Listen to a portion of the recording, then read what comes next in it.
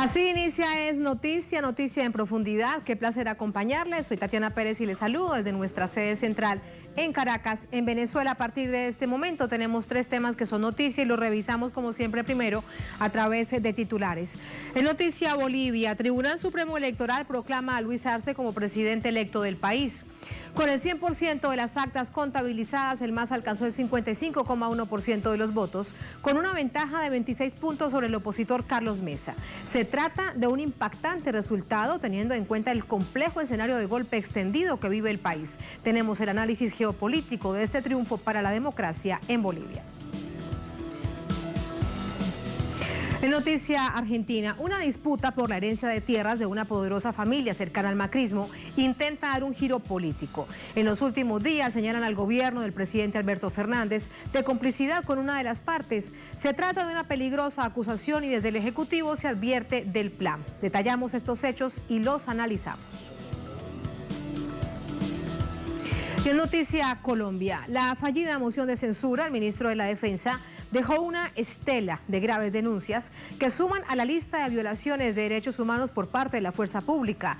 36 niños muertos por acciones del ejército, una menor desaparecida en manos del ejército, 54 niñas violadas por militares. Producen indignación y exigen respuestas. Tenemos ese panorama. En Noticia Casi comienza. Bienvenidos, bienvenidas.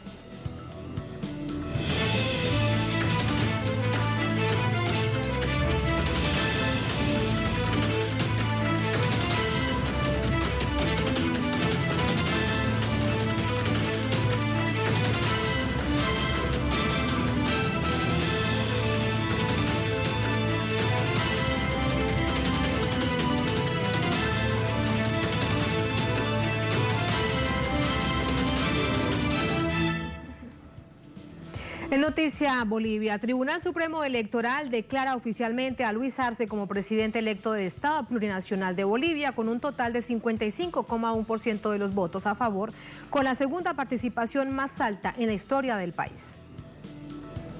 Este viernes, el Tribunal Supremo Electoral proclamó en rueda de prensa a Luis Lucho Arce y a David Choquehuanca como presidente y vicepresidente electos de Bolivia respectivamente, tras el 100% del escrutinio nacional.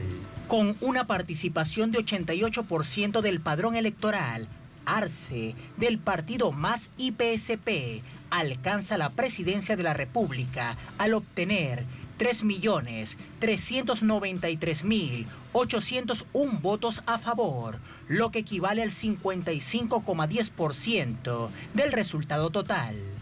Hoy, el Tribunal Supremo Electoral declara como presidente electo a Luis Arce Catacora y como vicepresidente electo a David Choquehuanca Céspedes.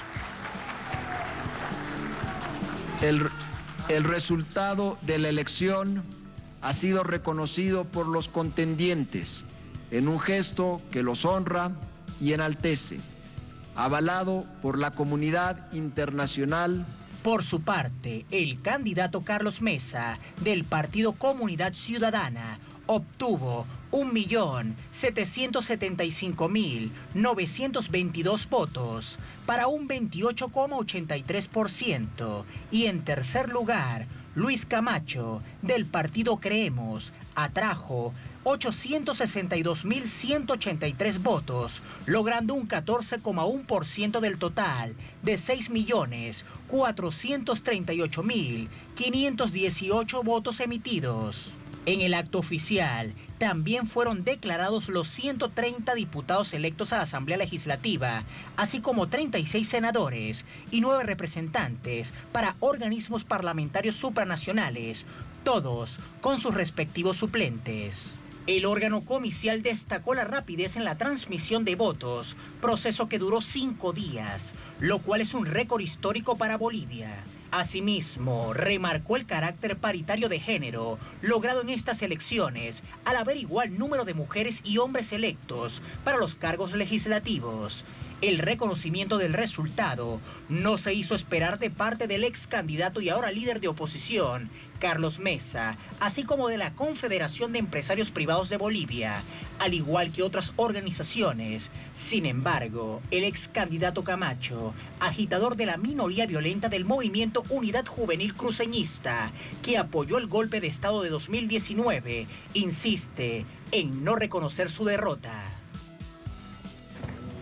Vamos a hacer el análisis geopolítico de estos resultados, de esta elección del pasado domingo, ya con resultados al 100%, ya promulgado por parte del Tribunal Supremo Electoral la victoria evidente, contundente de Luis Arce y David Choquehuanca. Para ello nos acompaña Juan Carlos Monedero, es analista internacional, profesor de Ciencias Políticas en la Universidad Complutense de Madrid, director del Instituto 25 de Mayo, nos acompaña desde Canarias, en España.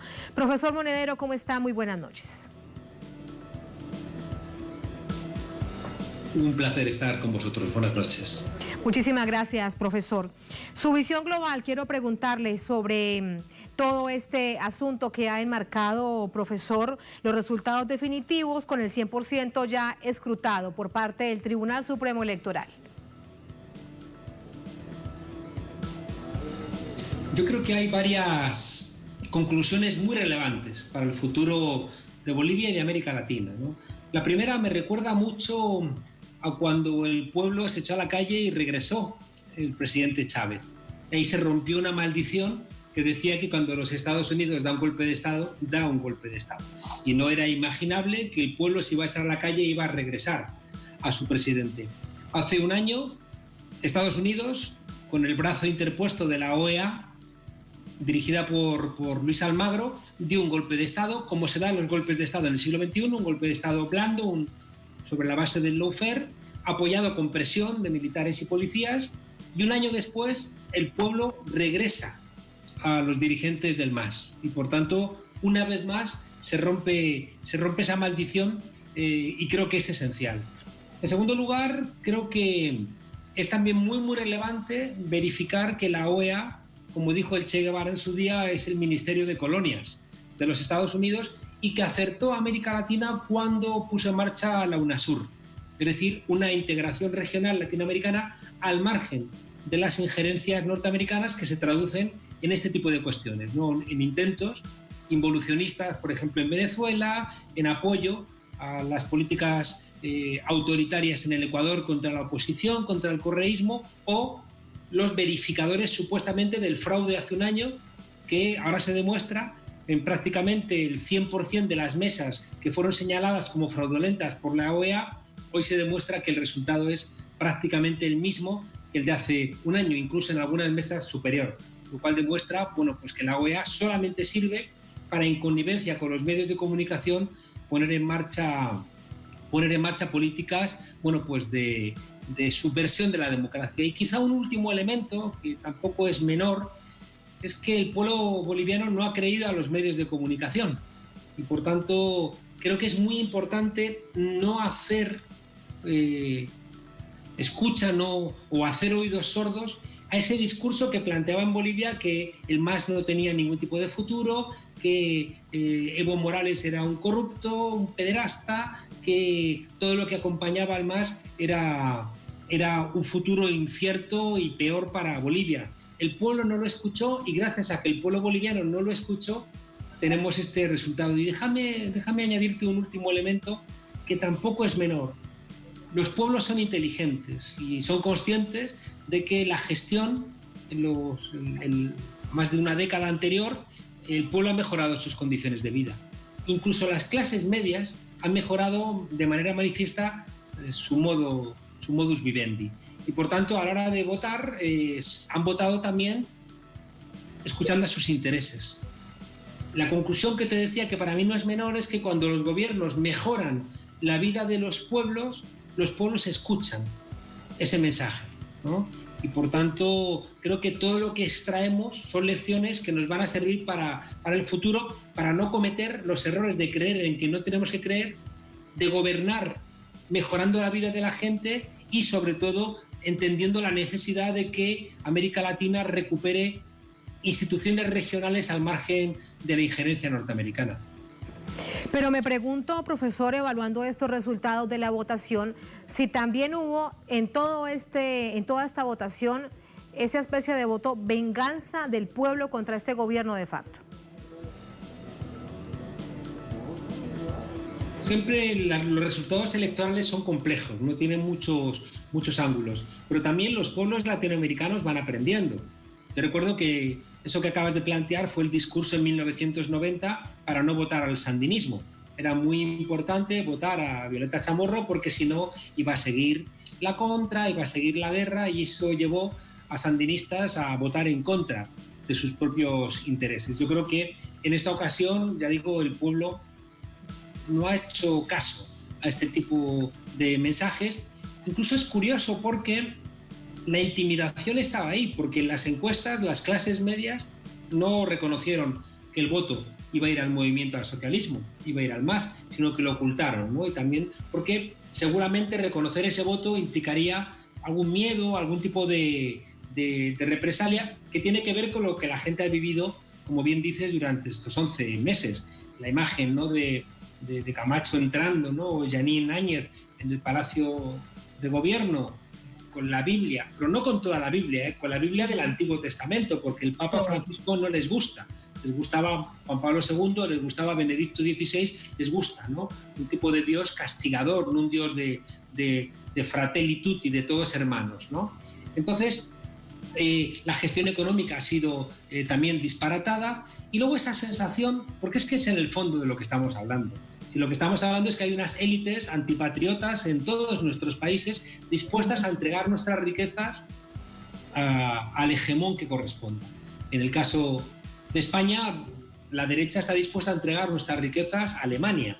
Y en América Latina, y en Venezuela, en Colombia, en Ecuador, en Bolivia, en Argentina, hay gente dispuesta a entregar sus riquezas a Estados Unidos. Lo vimos con Macri, ¿no?, con este endeudamiento con el Fondo Monetario Internacional. Por tanto, ya te digo que la gente ha hecho un voto, creo que inteligente. Hay otro elemento que tenemos que prestarle una creciente atención, y es ese plan Cóndor 2.0, como dice Julián Macías, que se puso en marcha con motivo de las elecciones en Bolivia. Ha sido desactivar las cuentas de CLS, de esa empresa vinculada a Atlas Network, vinculada a la extrema derecha norteamericana, vinculada a José María Aznar y a Vox en España. Se le han retirado los apoyos, y tweets que tenían hasta 1 millón de impacto han tenido 200 retweets a Camacho o 200 retweets a Carlos Mesa. Es decir, que ha funcionado también una internacional golpista a través de las redes sociales que determina de alguna manera resultados electorales. No es gratuito que el partido de extrema derecha Vox en España, este que acaba de perder de una manera estrepitosa la moción de censura, fue a Bolivia a hacer acusaciones falsas, a generar ruido, a supuestamente dar el apoyo desde España a los golpistas, de la misma manera que ha habido medios de comunicación en España, como la web OK Diario, que distribuyó noticias falsas sobre Evo Morales y colaboraron incluso en delitos, ¿no?, que van a empezar a ser perseguidos seguramente en Bolivia y quizá también en España, porque publicaron información, por ejemplo, de teléfonos robados. Que seamos conscientes de que esa internacional opera, porque al final estamos hablando de una lucha de los pueblos contra unas élites que están mancomunadas en todo el mundo. Entonces, si los que pretenden un golpe de Estado en Venezuela, los que pretenden que no participe el correísmo en Ecuador, los que adversan al gobierno de Alberto Fernández en Argentina, o los que dieron el golpe en Bolivia, están participando, ya digo, de un entramado mundial que va en contra de las democracias. Profesor Monedero, cuando lo escuchamos a usted, este desafío es gigante. Por eso, ¿cómo reconstruir el país, cómo reconstruir Bolivia con ese grupo élite que atacó al pueblo? Déjame que te responda aquí el profesor de Teoría del Estado. Hay un concepto que para mí es muy relevante, que se llama la selectividad estratégica del Estado, que hace referencia a que cuando la izquierda gana unas elecciones, gana el gobierno, pero no gana el poder. El poder siempre está en otros lados.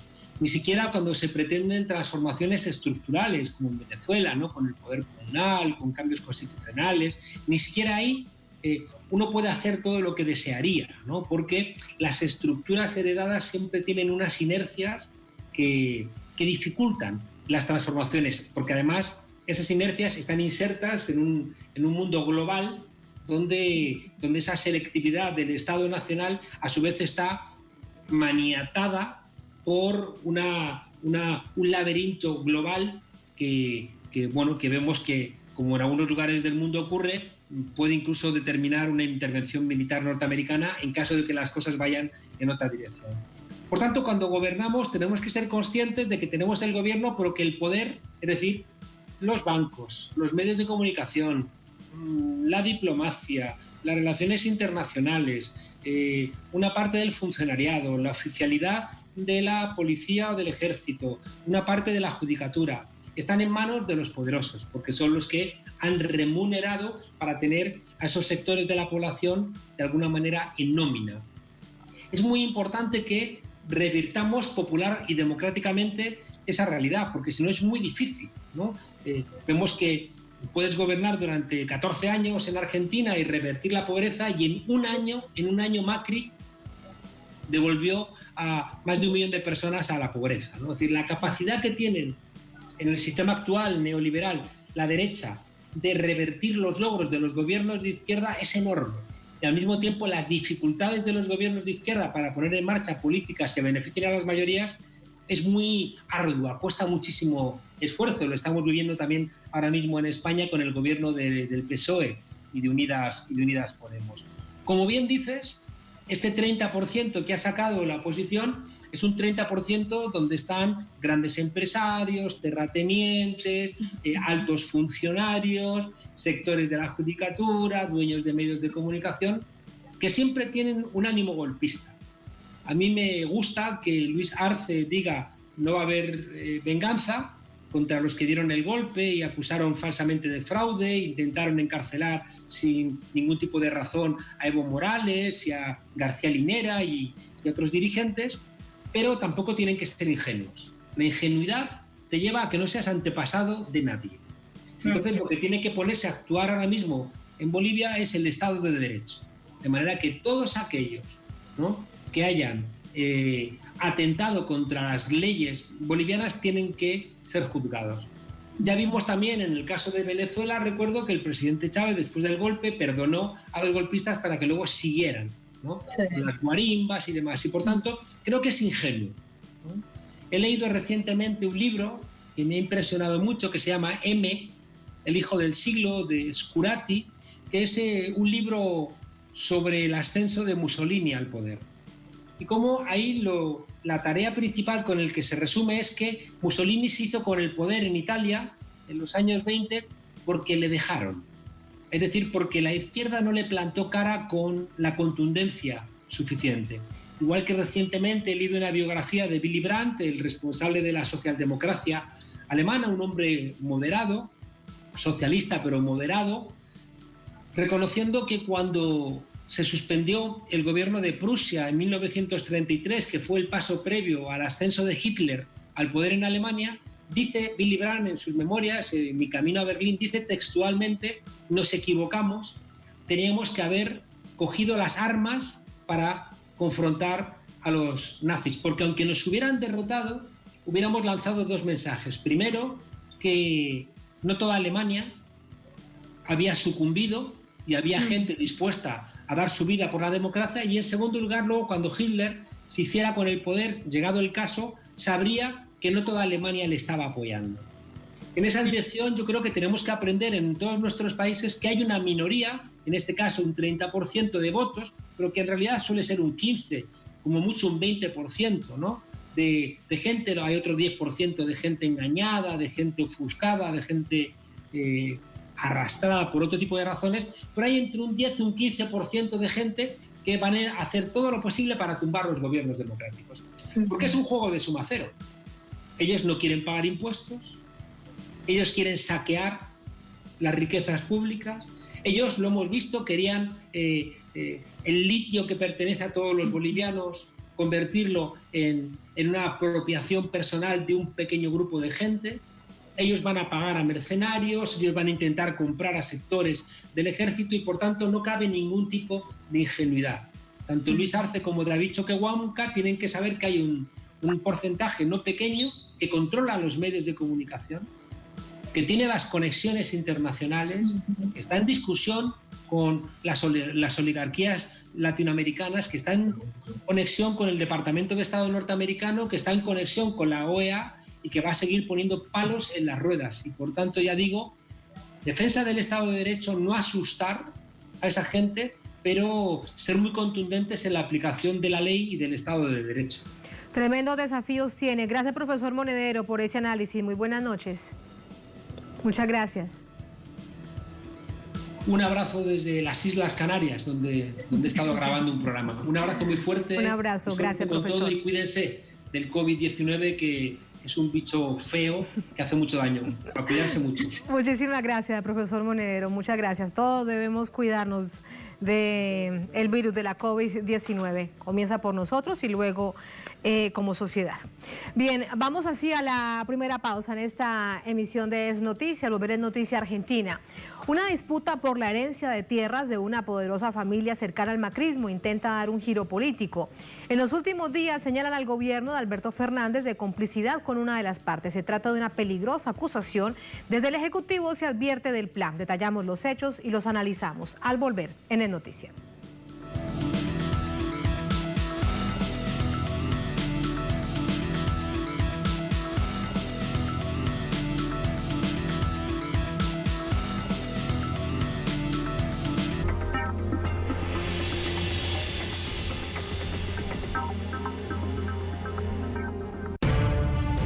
Luego de intensos meses de protestas, el pueblo chileno va lleno de expectativas a un importante plebiscito este domingo.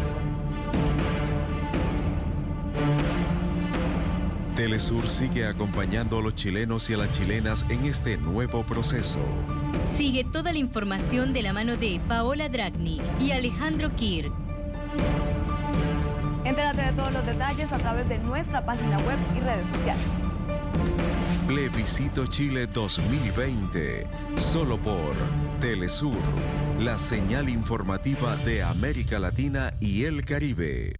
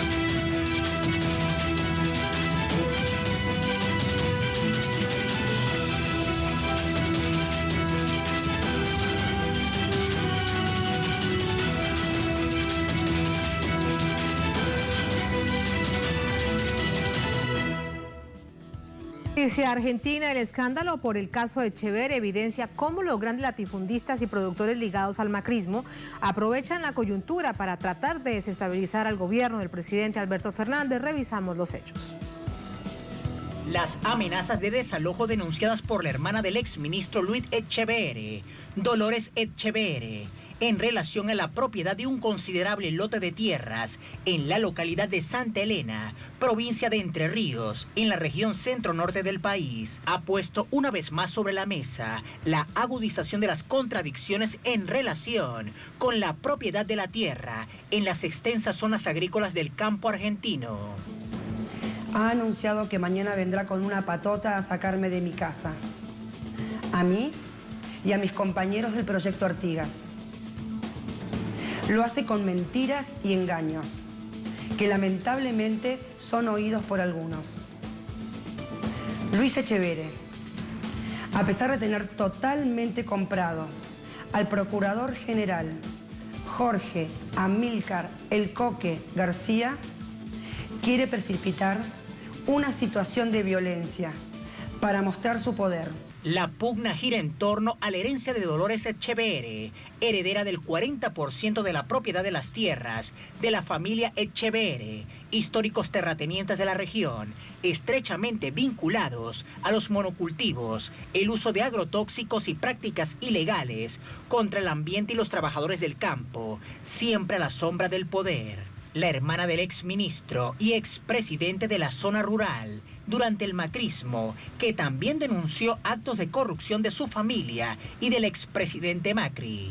Dolores Echeverre decidió donar su parte de la tierra para el funcionamiento del proyecto Artigas, iniciativa que pretende la construcción de un modelo de producción agraria sostenible, libre de agrotóxicos y explotación, totalmente opuesto a lo que representa su pasado familiar, decisión que fue a la justicia debido a una disputa familiar. Propósito al que se ha opuesto frontalmente Luis Echeverre, que además de haber sido un estrecho colaborador durante el gobierno de Cambiemos, continúa siendo un importante elemento dentro de los grandes propietarios en las zonas rurales del país y ha logrado instalar la matriz de opinión para convertir este caso particular en una especie de cruzada en defensa de la propiedad privada de los históricos ocupantes del campo argentino.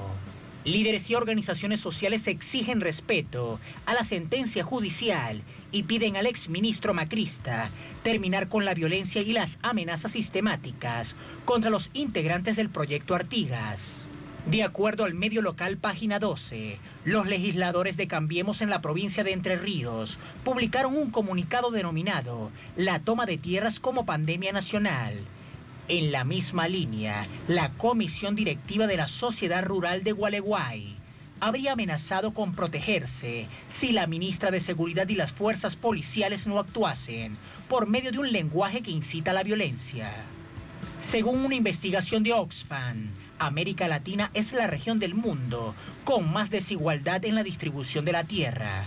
En el específico caso de Argentina, la ONG asegura que apenas el 1% de la población acapara al menos el 36% de las tierras cultivables existentes en el país.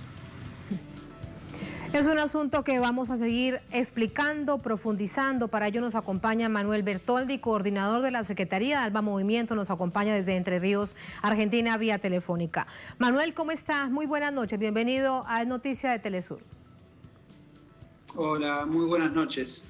Gracias por el llamado. Gracias a usted por acompañarnos. Primero, permítame preguntarle, ¿cuándo un hecho que es un conflicto familiar, un conflicto entre hermanos, producto de una tremenda herencia que va a los estrados judiciales, se constituye en una situación de carácter política, señalando además de estar vinculados directamente a funcionarios del gobierno del presidente Alberto Fernández? ¿Cuándo comienza esta situación a hacerse evidente? Bueno, esta situación en los últimos días ha tomado una relevancia en términos de agenda nacional muy importante, porque se ha salido a la luz las diferentes situaciones muy irregulares y de estafa que ha hecho la familia Echeverre al Estado Nacional a lo largo de la historia de su construcción, digamos, como una de las principales familias del poder económico de la Argentina. Y uno de los implicados en esta situación de mucha, digamos, oscuridad y de corrupción es el exministro de nada más y nada menos de Agroindustrias del expresidente Mauricio Macri. Lo que ha salido a la luz en estos días es cómo la familia Echeverre, particularmente los tres hermanos, han estafado y vapuleado, digamos, a una de sus hermanas, Dolores, que frente a terrible injusticia, durante 11 años que sufrió una calamidad muy fuerte por parte de la familia, bueno, ha decidido buscar, digamos, a Juan Grabois como su abogado, como su defensor, y ha cedido parte de la herencia que le corresponde legítimamente para la construcción del proyecto de Artigas, un proyecto que intenta hacer,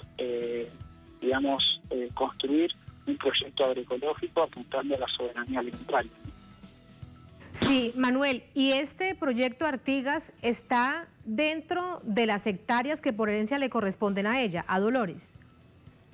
Exactamente.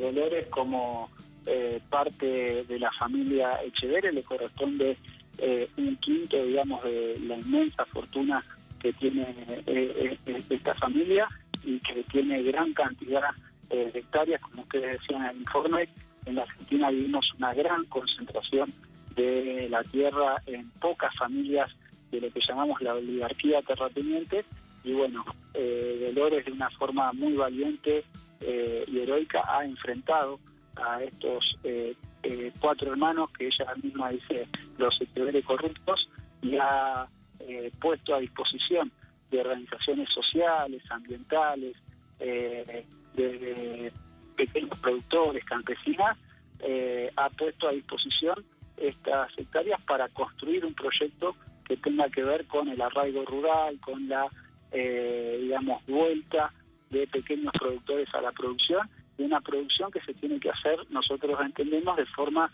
agroecológica, apuntando a la construcción de soberanía alimentaria. Entre Ríos, que es la provincia donde hoy está aquí el conflicto, es una provincia muy productiva, que tiene tierras muy fértiles y que se produce bajo el modelo del agronegocio. En uno de los hospitales de la Argentina que hace principalmente tratamientos oncológicos, el 50% de los niños que están internados por problemas de cáncer son provenientes de esta provincia, y es producto de el modelo productivo que se está llevando adelante, ¿no? Por eso el proyecto Artigas viene a poner sobre la práctica otro modelo de producción que entendemos desde las organizaciones sociales, ambientales, es posible. Esta situación que nos estás contando, Manuel, de la relación que existe de los niños, de las personas que tienen patologías como el cáncer, que llegan de estas regiones, por ejemplo, de Entre Ríos, tiene avances en investigación, más avances de carácter académico que permitan sustentar precisamente esto, porque resulta muy, muy grave. No es la primera parte donde se escucha, también lo hemos visto en otras partes del mundo, como por ejemplo en Estados Unidos, y el fracking y también las enfermedades cancerígenas que produce. Por eso te pregunto, ¿qué tanto se avanza en ese sentido en Argentina? Sí, desde ya hay mucha fundamentación que han hecho instancias del Estado como organismos no gubernamentales que plantean, digamos, los perjuicios que trae el modelo de los agrotóxicos para las poblaciones circundantes a donde se desarrolla este tipo de agricultura. Está ampliamente fundamentado por universidades nacionales, por diferentes instancias, y por eso hay un planteamiento muy fuerte de las sociedades en general de que, bueno, hay que producir de otra manera, y ese es el desafío que está planteándose desde el proyecto Artigas, proyecto que cobra vida, realidad, gracias, digamos, a la valentía y a la predisposición que tiene Dolores Echeverre de poder llevar adelante, junto con organizaciones sociales, este proyecto en tierras de las más productivas que hoy hay en el país. Por eso también la oligarquía terrateniente, que históricamente en la Argentina nunca ha pedido permiso, que siempre ha hecho lo que quiso, está tan enfadada. Estos últimos días hemos recibido han recibido los integrantes del proyecto Artigas amenazas, hostigaciones. Se ha realizado una movilización de la oligarquía terrateniente hasta el predio del lugar, y hoy por hoy siguen acampando fuera del predio, planteando de que, bueno, hay que retirarse, ¿no? Y por suerte, bueno, sí, todos los integrantes... Claro, un proyecto que adversa los intereses, Manuel, de los grandes terratenientes. He allí entonces la causa de fondo. y luego le dan el uso, y luego entonces, para entender todo esto paso a paso, le dan un uso político tratando de vincular y de señalar que está detrás de ello porque tienen evidentemente ideologías similares de apoyo al pueblo, del trabajo por las comunidades al gobierno del presidente Fernández. Exactamente, tratan de hacer esto, hacer de esto una vinculación directa con el gobierno nacional, y lo que hay aquí realmente por detrás de este proyecto es primero una mujer que ha decidido a enfrentarse a la violencia patriarcal de sus hermanos, y un conjunto de organizaciones sociales, ambientales, que están dispuestas a trabajar la tierra de otra manera, ¿no? Eso es lo que hay detrás de esto, pero bueno, los grandes medios de comunicación de la Argentina y esta familia muy poderosa intenta hacer de esto una vinculación con el gobierno nacional. A su lado, el apoyo de los medios de comunicación. Me queda algo por preguntarte que tiene, de hecho, que marca la coyuntura, porque hay un fallo judicial que va en contra de los hermanos Etcheverry y favorece a Dolores, pero además llama la atención porque es un fallo que, aunque está pegado a derecho, les hace una reflexión que sin duda llama la atención, porque les dice a los hermanos que dialoguen, que se pongan de acuerdo, que son familia. ¿Cómo ve usted este fallo y qué implicaciones tendrá? Porque la petición que tenía los 4 hermanos Etcheverry, pues no se la concede este juez. Sí, bueno, hoy fue un día, como vos decís, histórico para la Argentina y para el proyecto Artigas, porque el juez efectivamente falló a favor de Dolores y no permitió el desalojo que la familia Etcheverry que quería, pero además hace unas horas también la justicia provincial de Entre Ríos dictaminó un fallo de plantear un perímetro alrededor, digamos, de la finca donde se halla Dolores, no permitiendo a los hermanos acercarse, porque entiende la justicia que Dolores ha recibido, digamos, una serie de amenazas y violencia por parte de los hermanos, y por eso se plantea, digamos, el cuidado de su persona física. Dolores está dispuesta, hoy lo planteó en una conferencia de prensa, dispuesta al diálogo, pero ese diálogo, bueno, tiene que ser con los cuidados y los, digamos, criterios bien claros para que sea un diálogo productivo, efectivo y que lleve, digamos, a un futuro donde, bueno, Dolores pueda conseguir sus derechos, ¿no?, que fueron históricamente cercenados. Cada uno de los puntos en total claridad. Para finalizar, recuerdo esto que bien dices, ella plantea en la rueda de prensa: quiero invitar a mis hermanos a dialogar de forma pacífica sobre cómo vamos a convivir como herederos. Yo reconozco sus derechos y esta es la parte fundamental, que debe no gustarles o gustarles muy poco a sus hermanos. Es necesario que ellos también reconozcan los míos y los de mi nueva familia, el proyecto Artigas. Manuel, muchísimas gracias por ayudarnos a entender lo que sucede, una arista más de intentos de el macrismo, en este caso de la oposición, ahora al gobierno del presidente Alberto Fernández. Muy buenas noches.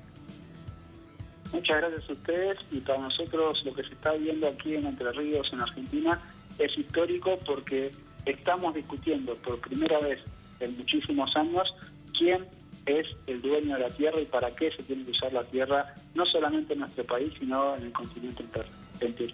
Sin duda, los conflictos de la tierra que son históricos, que son ancestrales en Argentina y tantas partes de América Latina. Manuel, gracias, muy buenas noches. Muy buenas noches, gracias a ustedes. Gracias. Así nos vamos a la segunda, última pausa en esta emisión de Es Noticia. Al volver en Noticia Colombia, la fallida moción de censura al ministro de Defensa, Carlos Holmes Trujillo, dejó una estela de graves denuncias que suman a la lista de violaciones de derechos humanos por parte de la fuerza pública. Las denuncias son estas: 36 niños muertos por acciones del ejército, una menor desaparecida en manos del ejército, 54 niñas violadas por militares. Producen indignación, exigen respuesta. Tenemos ese panorama y el análisis al volver en El Noticia.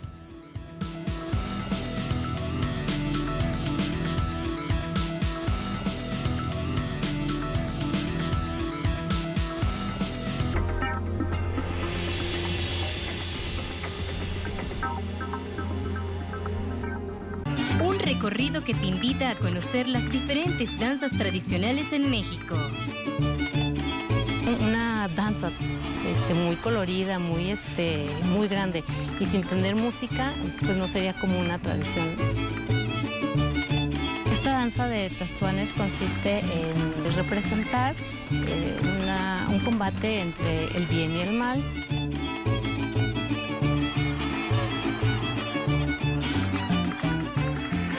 Sábado, solo por Telesur. Telesur trae a su pantalla una entrevista especial al historiador chileno Gabriel Salazar. Ellos se unen todos para parar el peligro, oponerse a que la ciudadanía imponga su voluntad soberana y oponerse para que produzca un cambio tan profundo que ellos queden sin trabajo. Entrevistado por Alejandro Kirk. Sábado, solo por Telesur.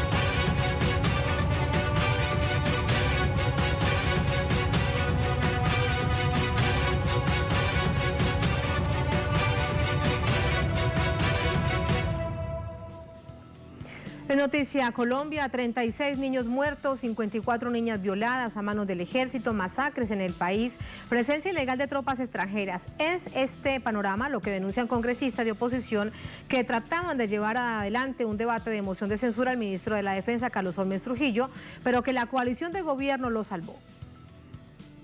El ministro Carlos Holmes Trujillo debía someterse a 2 debates en el Congreso este jueves que ponían en peligro su permanencia en el cargo. Uno era el control político, convocado por el senador Roy Barreras para cuestionar la política de seguridad del gobierno por las 68 masacres registradas este año. El abuso policial y de 36 menores de edad acribillados durante un bombardeo del ejército en el departamento del Caquetá, ocurrido el 29 de agosto de 2019. Hace un año, Colombia se estremeció ante la denuncia por el hecho de que 8 menores habían sido muertos en un bombardeo en el Caquetá y el ministro lo había ocultado. Yo tengo que contarles hoy que no han sido 8, que hay más muertos, que son 36 niños y niñas en registros oficiales que ustedes verán en su momento, colombianos y colombianas, en cifras de medicina legal. Y estoy hablando solamente de niños y niñas desde los 12 años hasta los 18 muertos por balas de la fuerza pública, muertos por agentes de la fuerza pública, niños muertos.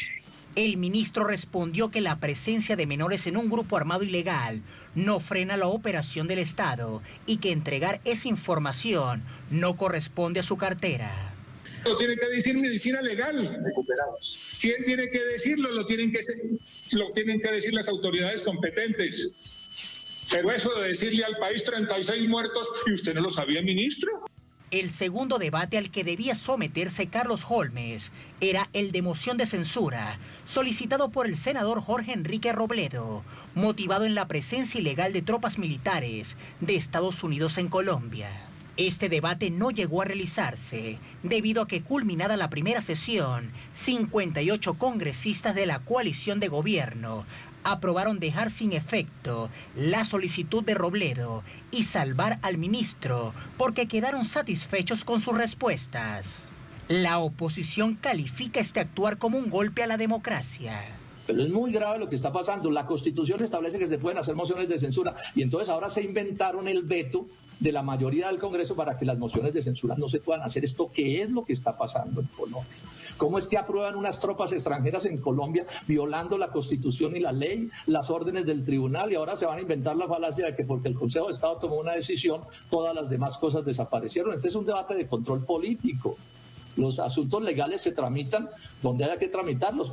15 senadores que pedían el debate de moción de censura habían considerado insatisfactorias las respuestas del ministro. El ministro no respondió ni la mitad de las preguntas que se le hicieron en ese cuestionario y no quedamos satisfechos. Dice la ley que si los citantes no quedan satisfechos se pasa a la moción de censura. Pues la jugadita consiste en que Macías y Holguín pasan una proposición para decir que ellos sí quedaron satisfechos, cuando no era su debate, era el debate de la oposición.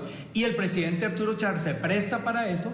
Mientras se mantiene la disputa política, quedan abiertas las dudas sobre lo sucedido con los 36 niños asesinados y sus familias. Los colombianos reclaman verdad y justicia frente a un claro escenario de resquebrajamiento del proceso de paz. Vamos a Bogotá con nuestro corresponsal Hernán Tovar y más detalles. Hernán, muy buenas noches. ¿Qué más se sabe? ¿Cómo ha repercutido estas gravísimas denuncias hechas la víspera en el Congreso? Muy buenas noches, Tatiana, televidentes. Pues al no poderse realizar la moción de censura y ante todo este abanico y avalancha de denuncias frente a las irregularidades del ministro de Defensa, pues algunos congresistas de la oposición y otros sectores han anunciado que interpondrán denuncias jurídicas frente a el prevaricato que se cometió por parte de los 58 congresistas que no permitieron precisamente que se realizara esta moción de censura. Moción de censura que era importante que conociera el pueblo colombiano, porque pues primero se está violando la Constitución, pero también hay una serie de denuncias donde se está utilizando, se hizo uso de la inteligencia militar para espiar a congresistas de la oposición, para espiar a periodistas, así que ese era uno también de los cuestionamientos. También la presencia de tropas estadounidenses en Colombia. No se hizo esta moción de censura, al país le hace falta verdad. Muchos de los congresistas, diferentes sectores están solicitando la renuncia del ministro de Defensa en relación no solo a las pocas respuestas que dio a este debate, sino a el incremento de la violencia en el país, la presencia de actores armados ilegales. Inclusive el senador Roy Barrera aseguró que hay unas denuncias que dan cuenta de que hay implicados miembros de la fuerza pública en el tráfico de insumos para la cocaína, para el procesamiento de cocaína. Así que son varios los puntos irregulares que tiene no solo el ministro de Defensa, sino los integrantes de la fuerza pública en Colombia. Se le suma este tema de los menores de edad, el tema del reclutamiento forzado, el tema de que no se le dice al país la verdad en relación a las muertes que ha causado el conflicto y pues la persecución que el ejército ha tenido contra las guerrillas, donde han sabido que hay campamentos que tienen niños en sus filas y de igual forma hacen los operativos y todo este cúmulo de denuncias que se han sumado pues a este ministro y su cartera. Así que se le está exigiendo la renuncia al ministro y se interpondrán estas denuncias por prevaricato a los congresistas que votaron para que no se desarrollara la moción de censura el día de ayer en Colombia y en el Senado de la República, Tatiana. 58 senadores hundieron esta moción de censura con todas estas situaciones tan graves que está viviendo el país. Gracias, Hernán. Muy buenas noches. Vamos a profundizar en esto con Iván Cepeda, político, defensor de derechos humanos colombiano, filósofo, senador por el Polo Democrático Alternativo, senador opositor en Colombia. Senador, muy buenas noches, ¿cómo está? Bienvenido a Noticia de Telesur. Buenas noches, gracias Tatiana, un saludo muy cordial. Muchas gracias. Todo lo que escuchamos ayer previo al debate de moción de censura, que al final no se da, pero todo lo escuchado es muy, muy grave. ¿Cuánto se necesita saber qué es lo que está pasando con las fuerzas militares en Colombia, senador? ¿Cómo llegar además a esa verdad?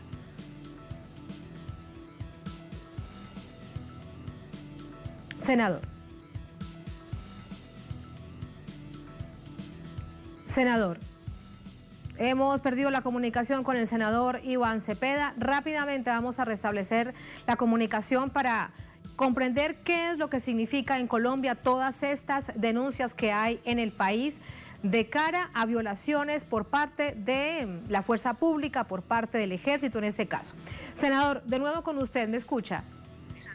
Sí, yo escucho perfectamente. Muchas gracias. Aquí de nuevo le planteo la pregunta. La gravedad de todo lo visto ayer, además del contexto de violencia de este año 2020, a los que le sumamos lo conocido por todos a través de la pantalla de Telesur, de las masacres, del asesinato de líderes sociales. Lo que uno se pregunta es cuánta verdad se necesita saber, conocer, en Colombia específicamente, sobre el accionar de las fuerzas militares. Bueno, lo que decía es que ayer apenas comenzamos un gran debate que fue coartado por la mayoría parlamentaria, en el que estábamos haciendo una radiografía del cuadro complejo, masivo de violaciones de derechos humanos que se han cometido bajo este gobierno y que incluyen toda clase de hechos, entre los cuales está la práctica de inteligencia ilegal contra los opositores políticos, periodistas, magistrados de la Corte Suprema de Justicia, como lo señaló el senador Roy Barreras, ejecuciones de menores que han sido reclutados por grupos armados ilegales, la acción absolutamente violenta de la Policía Nacional, que el pasado 9 y 10 de septiembre asesinó en las calles de Bogotá especialmente a más de entre 14 y 15 personas, hechos que tienen que ver con la corrupción al interior de las fuerzas militares, y como si todo esto fuera poco, la presencia de las tropas estadounidenses que no ha sido revisada, examinada ni aprobada por el Congreso como lo ordena la Constitución. Así que el ministro es el responsable de violaciones de derechos humanos, como lo decía, masivas y sistemáticas, y por eso lo hemos denunciado ante distintas instancias en el país. Estábamos desarrollando este debate de censura que no pudo llevarse a cabo hasta el final, y también hemos enviado una comunicación ante la Corte Penal Internacional denunciando todos estos hechos. Senador, ¿por qué no se avanzó si existe alguna explicación realmente lógica en esta moción de censura? Ustedes han dicho que se trata de un prevaricato. ¿Cómo, en clave latinoamericana, explicar qué fue lo que sucedió? ¿De qué manera se bloqueó esa moción de censura al ministro de la Defensa? Bueno, el asunto es que se le tuvo un gran temor al debate. Cuando estábamos desarrollando todos estos hechos, demostrándolos además, mostrando cómo el gobierno ha convertido las zonas de paz en zonas y en teatros de guerra y de violencia, pues vino una proposición del partido de gobierno que a todas luces es inconstitucional. Prevaricar significa violar la Constitución a través de una decisión contraria a algunos de los artículos de la Constitución, y entonces se sometió a votación algo que no puede ser sometido a votación en el Congreso, y es el derecho que tenemos la oposición y las minorías a realizar debates de censura, los cuales terminan con una votación, por supuesto, pero para que haya votación hay que permitir que se desarrolle el debate, y eso fue lo que no se permitió ayer que se llevara a cabo en toda su extensión y posibilidad. Son 58 senadores quienes hundieron esta moción de censura. Han dicho también ustedes como bancada de oposición hoy que vienen acciones sobre estos 58 congresistas. ¿Qué hacer en ese sentido? Bueno, ellos violaron la Constitución, y violaron la Constitución porque coartaron a través de una proposición, como lo dije, el derecho que tenemos del control político. Y el control político no tiene límites, porque algunos de los congresistas de gobierno señalaban que nos habíamos tomado mucho tiempo en esta discusión. Bueno, nos tomamos el tiempo que es proporcional a la gravedad de los hechos que están ocurriendo en Colombia. Estos no son asuntos para ser analizados en minutos, ni siquiera en las 10 horas iniciales del debate, para que quienes nos están viendo tengan una idea de qué tan grave, qué tan masivas y qué tan complejas son las violaciones de derechos humanos en las que está incurriendo el ejército y la policía en Colombia. En ese sentido, diríamos que habrían denuncias ante la Comisión de Acusaciones de la Cámara de Representantes. ¿De qué manera puede haber una sanción disciplinaria o judicial sobre estos congresistas que violaron la Constitución y la legislación interna del Congreso? Bueno, aquí el órgano competente es la Corte Suprema de Justicia y estamos analizando el tipo de acciones que con toda seguridad vamos a emprender en los próximos días. Pero más allá de esto, en Colombia lo que está planteado es un debate profundo de carácter político que tiene que ver con la grave crisis que tiene este gobierno, que no ha querido avanzar por el sendero de la paz, de la implementación del acuerdo de paz, que le ha abierto las puertas a la intervención militar extranjera, que quiere, al amparo de la crisis de la pandemia, desarrollar formas cada vez más despóticas y dictatoriales. Hemos de nuevo perdido la comunicación con el senador Iván Cepeda. Vamos rápidamente a tratar de restablecer la comunicación. Nos quedan unos minutos precisamente para este análisis y profundizar con respecto a una situación que si ya es sistemática, ¿qué hacer precisamente desde la población colombiana para tratar de que se evite? Recordemos que quedan 2 años aún de este gobierno del presidente Iván Duque, con un ministro de la Defensa que de una manera inédita en varias oportunidades ha sido salvado por todo el bloque del partido de gobierno, Uribe Centro Democrático, y sigue allí. Y decimos inédito porque recordemos que el anterior ministro de la Defensa, el señor Guillermo Botero, previo a una moción de censura decidió renunciar cuando se había denunciado por parte de propios congresistas opositores que el ejército había asesinado en un bombardeo a 8 niños, por lo menos 8 niños, niñas, donde además habían adolescentes de 14 y 15 años.